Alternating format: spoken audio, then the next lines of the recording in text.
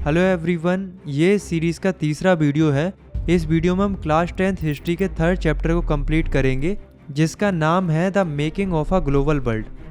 देखो, वैसे तो ये चैप्टर काफ़ी बड़ा है, इसमें टोटल 4 टॉपिक्स हैं, बट लेटेस्ट सिलेबस के हिसाब से आपके बोर्ड एग्जाम में केवल एक ही टॉपिक आएगा, जिसे आज हम इस वीडियो में काफ़ी अच्छे से समझने वाले हैं।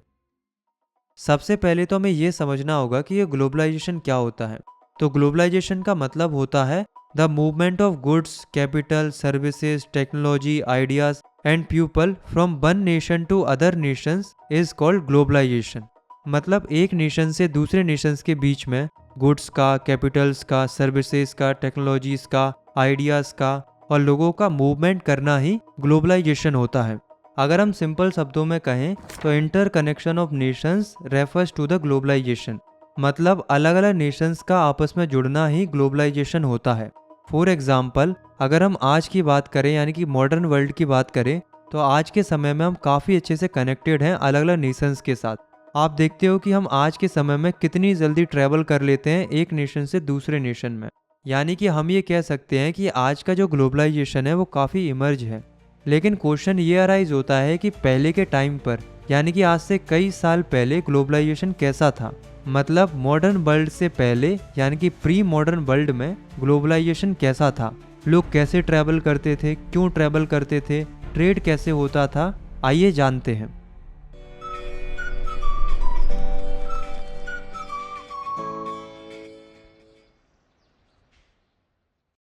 टॉपिक है हमारा द प्री मॉडर्न वर्ल्ड।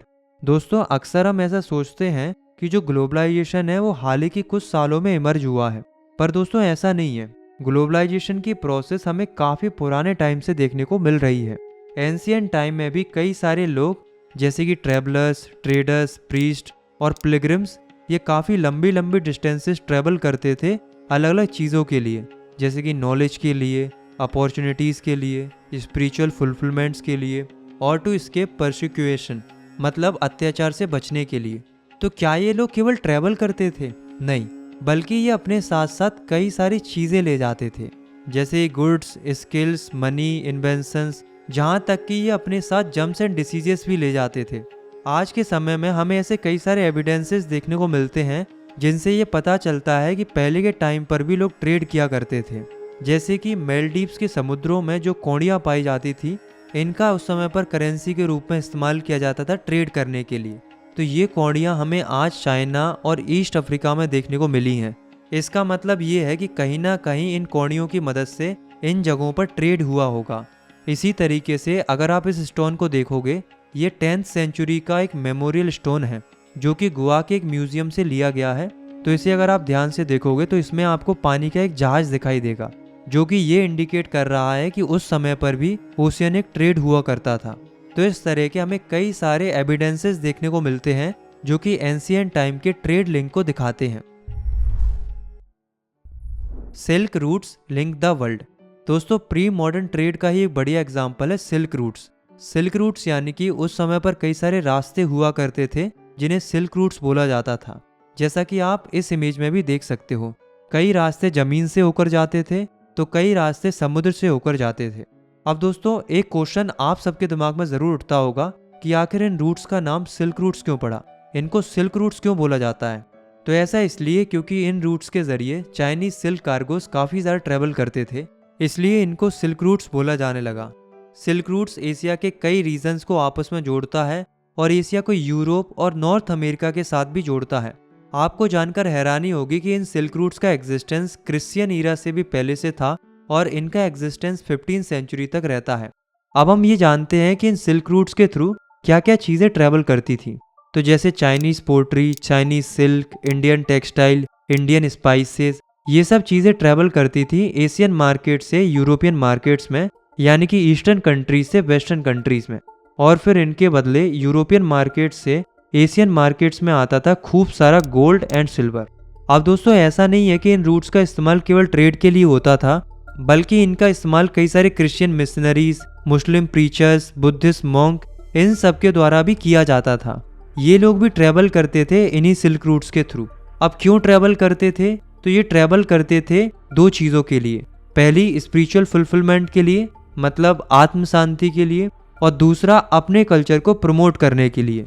जैसे कि बुद्धिज्म यानी कि बौद्ध धर्म जो था उसकी शुरुआत हमें पता है ईस्टर्न इंडिया से हुई थी, लेकिन सिल्क रूट की वजह से ये बुद्धिज्म कई रीजन्स में जाकर फैल गया था। यानी कि इन सिल्क रूट्स के जरिए ना केवल ट्रेड होता था बल्कि कल्चरल लिंक भी डेवलप होता था। Food travels, spaghetti and potato. अब दोस्तों आप जरा सोच के देखो कि अगर ये लोग काफ़ी लंबी लंबी डिस्टेंसेस ट्रैवल करते थे तो वो अपने साथ फूड और फूड आइडियाज़ भी ले जाते होंगे। और तो और कई ट्रैवलर्स जब अलग अलग देशों में जाते होंगे तो वो कई नई नई फसलों के बीज भी ले जाते होंगे, क्योंकि बिना खाने के थोड़ी वो ट्रैवल करते होंगे। तो इस तरीके से कई सारे फूड और फूड क्रॉप्स एक जगह से दूसरी जगहों पर भी ट्रैवल करती थी। फॉर एग्जाम्पल जो आज हम नूडल्स खाते हैं वो एक्चुअल में चाइना से ओरिजिनेट हुए थे, मतलब चाइना से आए थे। और जब ये नूडल्स वेस्टर्न कंट्रीज में गए तो इन्हें एक नए नाम से जाना गया जिन्हें बोला गया स्पैगेटी।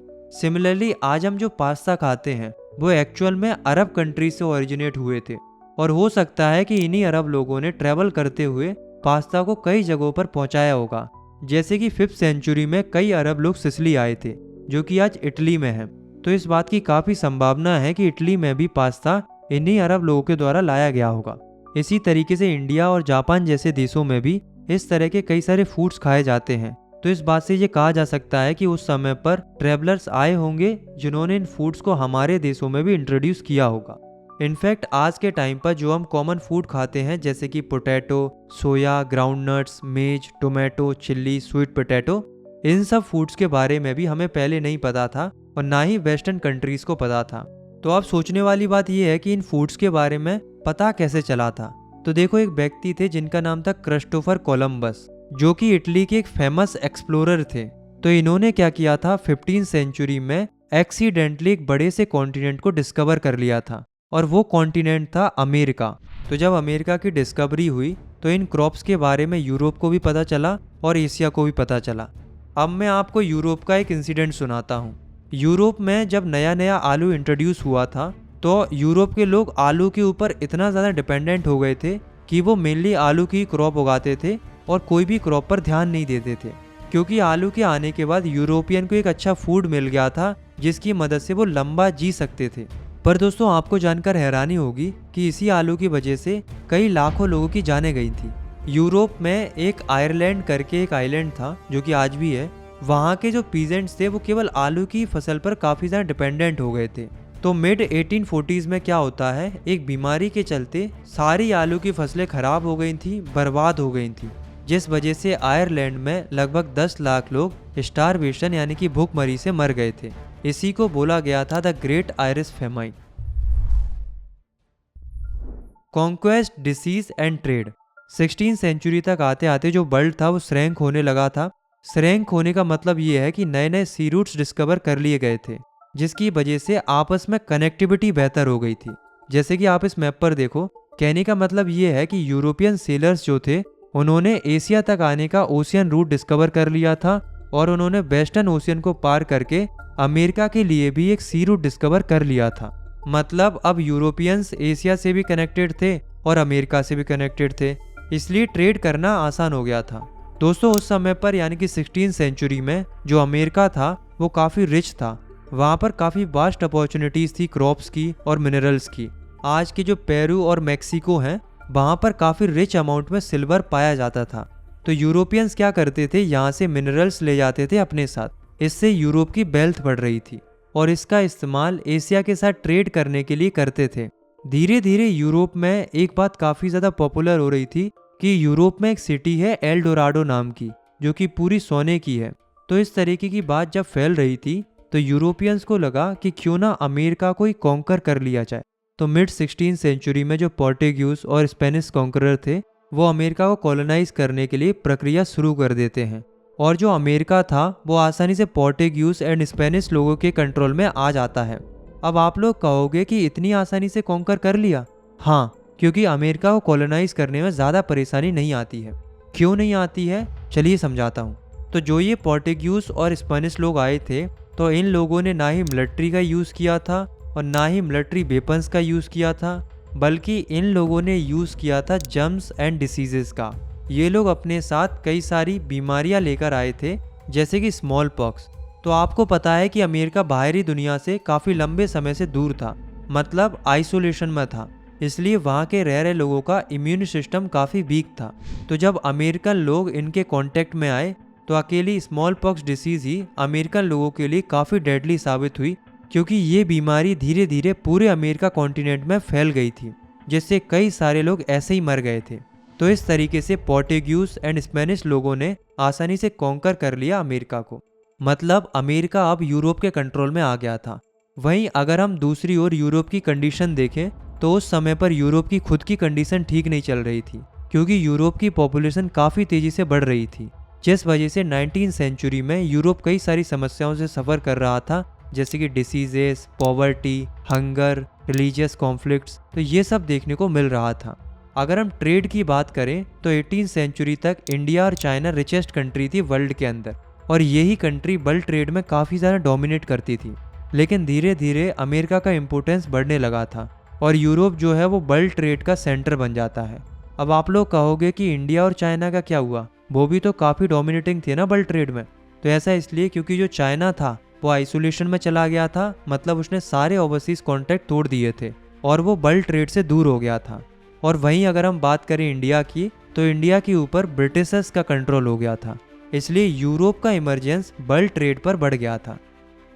तो यहाँ पर हमारे ये चैप्टर ख़त्म होता है। वैसे चैप्टर तो ख़त्म नहीं होता है, लेकिन हमारे सिलेबस में इतना ही है। तो आज के लिए इतना ही। आप चाहो तो इस वीडियो को लाइक कर सकते हो, चैनल को सब्सक्राइब कर सकते हो। बाकी मिलते हैं इस सीरीज़ की नेक्स्ट वीडियो में। तब तक के लिए टेक केयर, बाय बाय।